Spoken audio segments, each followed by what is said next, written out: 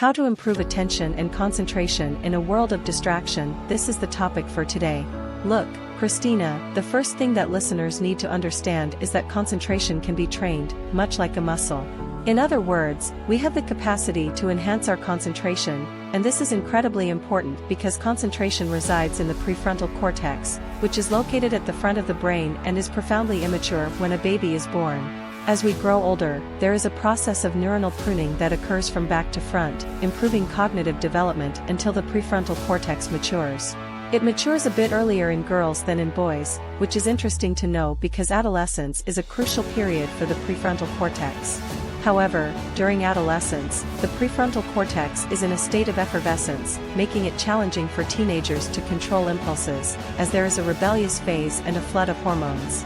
So, what's happening with concentration nowadays? It seems like we've never had so little of it. It's a significant issue among children, teenagers, young adults, and even older individuals.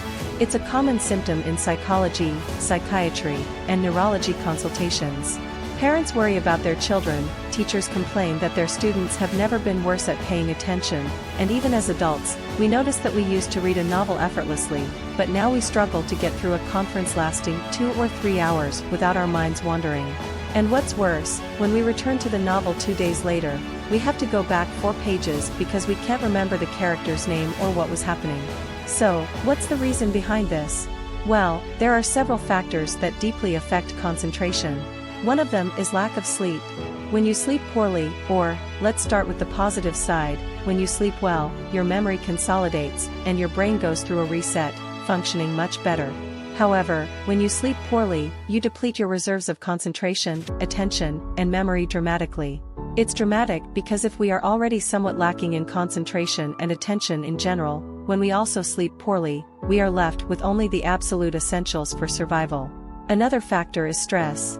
If you're in a stressful situation, imagine you're wandering through the jungle and a lion is chasing you. The last thing you'll do is concentrate and remember the last novel you read. Instead, you'll be looking for a tree to climb and escape. This is a very primitive mechanism of the brain. When there's stress, you can't focus on something that isn't related to your survival.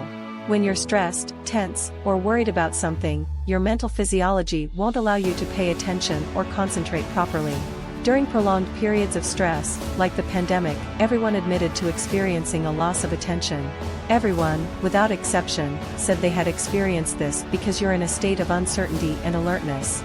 And you can't seem to get your mind to focus, you feel hyperdispersed, and this brings us to the third major issue, which is the issue of screens. Why? Because every time I notice that my phone screen lights up, my prefrontal cortex automatically activates. The prefrontal cortex is activated by 3 things: light, sound, and movement. This happens in babies, but as we grow older, what we want is for our prefrontal cortex to not only be activated by these primitive stimuli but also pay attention to an immobile object, something that isn't luminous, not just flashy things but normal things.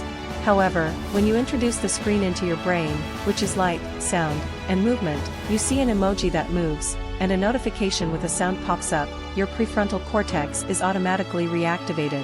What this does is that every time your prefrontal cortex is distracted from what it's doing to attend to the screen because it lights up, you lose a lot of attention capacity.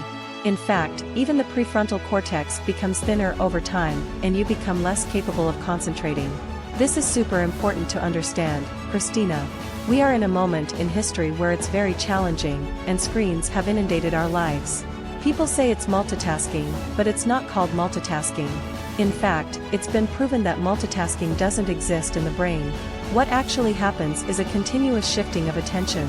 People who appear to be doing many things at once are rapidly alternating their ability to pay attention, and they lose almost 40% of efficiency in what they are doing.